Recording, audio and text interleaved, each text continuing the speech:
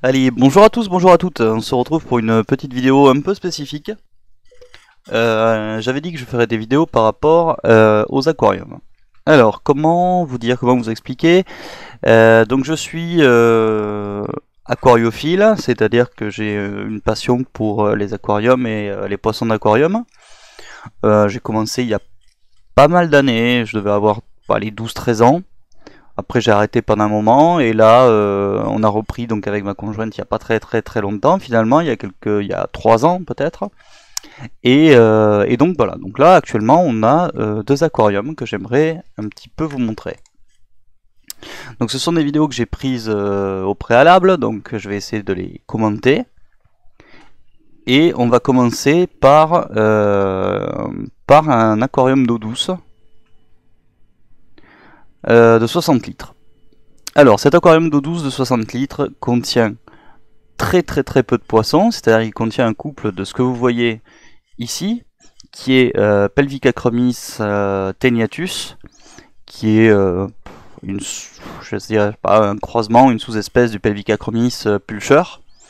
Donc là on peut voir devant la femelle qu'on peut reconnaître assez facilement parce elle est très jaune sur la tête et la queue, et elle a un ventre très rond et très rouge. Donc voilà, donc la femelle tenuatus. Alors ce sont des je vais revenir en arrière du coup parce que voilà. Ce sont des cyclidés nains.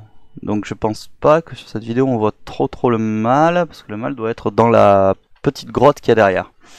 Donc Pelvicachromys tenuatus, ce sont des cyclidés nains qui viennent des rivières africaines et qui sont donc faciles à maintenir, on va dire, dans des bacs d'eau douce pas gigantesques. On va dire que 60 litres, bon c'est vraiment un minimum, mais bon au moins, enfin voilà, pour deux individus c'est un minimum. Et puis c'est tout. Alors vous voyez sur la droite là-haut que j'ai rajouté quelques guppies. Alors ça sert à rien, c'est un petit peu méchant, mais on a trop de guppies et je voulais voir comment ils pouvaient s'acclimater avec un couple qui est territorial. Il s'avère que les guppies vont très bien et qu'ils continuent à se reproduire dans ce bac, donc voilà, c'est à la fois très bien pour eux et à la fois entre guillemets très embêtant pour nous. Voilà, alors après dans ce bac on va retrouver je vais faire une pause parce qu'après on va se retrouver sur l'autre bac assez rapidement. Je peux pas faire en même temps parce que du coup la vidéo va continuer et va couper. Dans ce bac on se retrouve avec en plus de ça des 3 corridoras qui permettent un peu de nettoyer le sol. Et un nettoyeur de fond qui a pas mal grossi, que je pense qu'on va transférer assez rapidement dans un bac un peu plus grand pour lui donner plus d'espace. Voilà, alors que dire de plus sur le bac, le 60 litres, pas grand chose, c'est un petit bac, ça se maintient très bien. Il n'y a pas beaucoup d'entretien. Au niveau plantes, c'est un peu compliqué parce que le poisson de fond en fait détruit pas mal de plantes. Donc si vous voulez, on a essayé de planter un petit peu autour, mais il n'y a pas grand chose. On est quand même dans un environnement qui est beaucoup plus rocheux qu'autre chose. Et donc voilà, il y a une anubias qui pousse pas mal derrière, qui fait quelques pousses, etc. Après on a quelques lentilles d'eau, ce qui permet donc à des poissons comme les petits guppies, les bébés guppies, les alevins, de se cacher des prédateurs. Ce sont tous là des poissons qui dans tous les cas sont pas particulièrement fans de la lumière, tout simplement parce que dans les rivières ils vivent dans des eaux plus ou moins sombres, plus ou moins voilà, qui se cachent beaucoup dans les racines, etc. Donc voilà ce qu'il y avait à dire sur ce 60 litres. Alors là, avant de continuer, on passe sur l'autre bac que nous possédons, c'est un 150 litres. Donc là, on passe sur quelque chose de beaucoup plus gros, pardon. 150 litres cubiques, donc 50 par 50 par 70 de hauteur, qui est un aquarium donc communautaire. Donc c'est de là que viennent tous les guppies, et qui continue évidemment à se reproduire parce que la végétation est assez épaisse, et donc du coup ils peuvent largement se cacher. Donc je vais faire une petite pause juste pour pour avancer un petit peu. On est vraiment donc sur une population que de guppies et quelques néons que vous pouvez voir. Je crois qu'il y en a une dizaine ou une douzaine. Après beaucoup de plantes, pas mal de plantes vivaces, pas mal de lentilles d'eau, pas mal d'anubias qui sont très très vertes, qui sont très belles dans cet aquarium. Alors on rajoute rien, on rajoute pas d'engrais, etc. Il y a un substrat nutritif qui est en dessous du manado, donc au niveau du sol.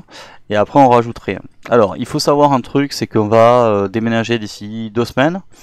Donc tout va être chamboulé, ce qui à la fois est pas plus mal parce que bêtement la population est trop grande, donc il va falloir dans tous les cas faire les choses de manière naturelle, c'est-à-dire soit donner des guppies, mais bon voilà, les guppies plus personne n'en veut, puis ceux-là ils sont pas vraiment très beaux à force de croisements entre eux génétiques. Il y a des croisements entre des handlers, enfin des handlers et des guppies normaux.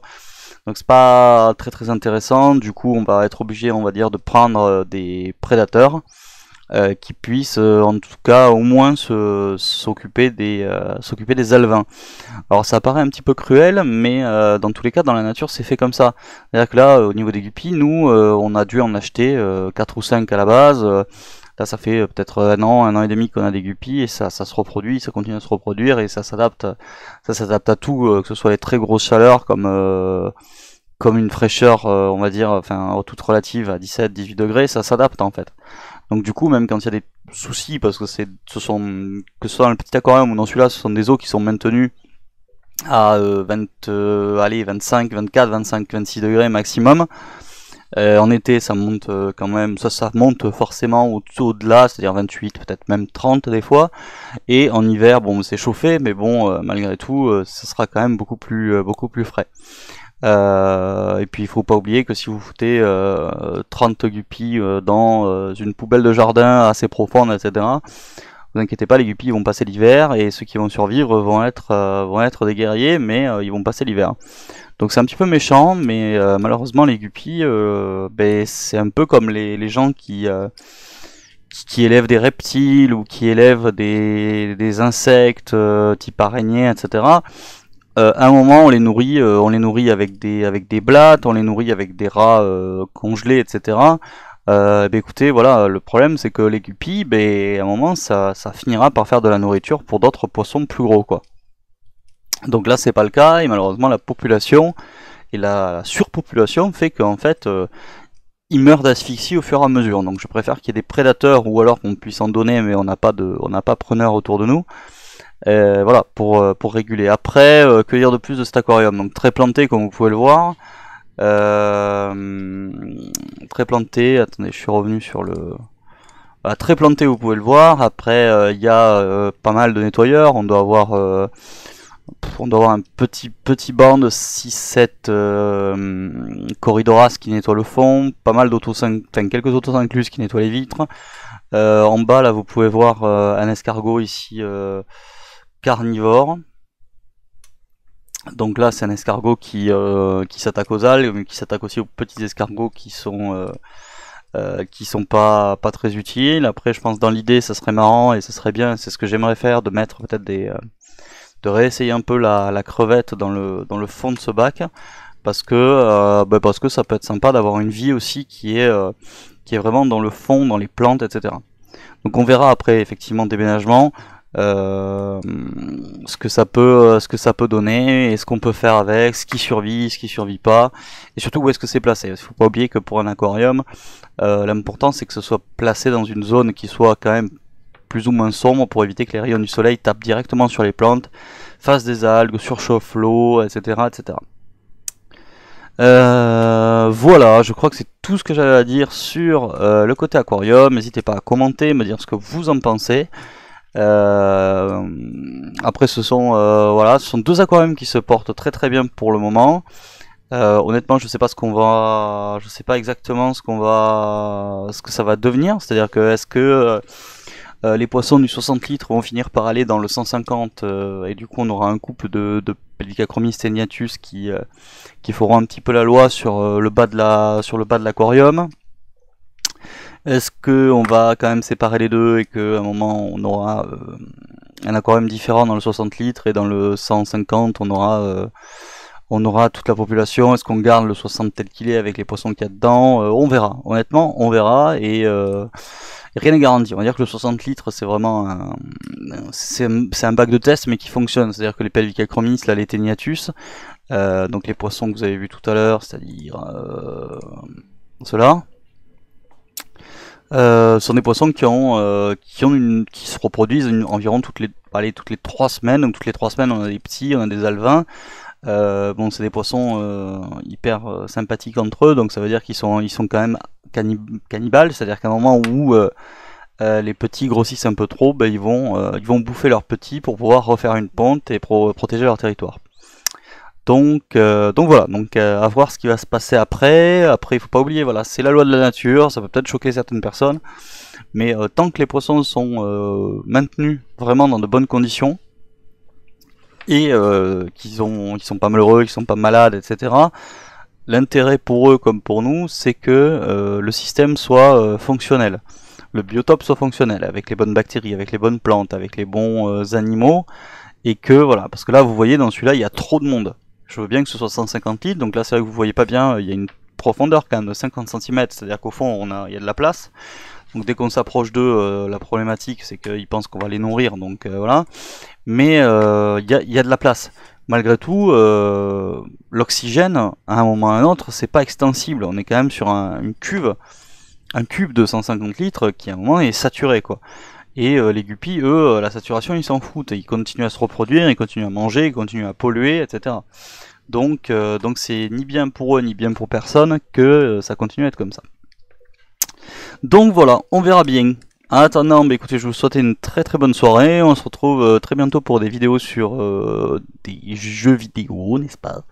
Et puis voilà, merci à vous, bonne soirée, au revoir.